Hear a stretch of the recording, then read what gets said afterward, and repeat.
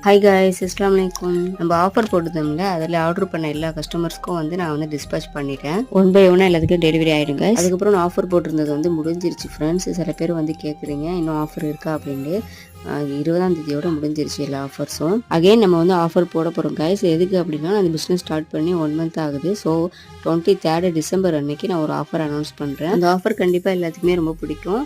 என் சேனலை சப்ஸ்கிரைப் பண்ணி வச்சுக்கோங்க ஃப்ரெண்ட்ஸ். கண்டிப்பாக 23 வர அன்றைக்கி வீடியோவை மறக்காமல் பாருங்கள். இந்த சேலத்தில் ஒரு கஸ்டமர் ஆர்டர் பண்ணியிருந்தாங்க. கிளாசிக் ப்ரௌனி தான் ஆர்டர் பண்ணியிருந்தாங்க.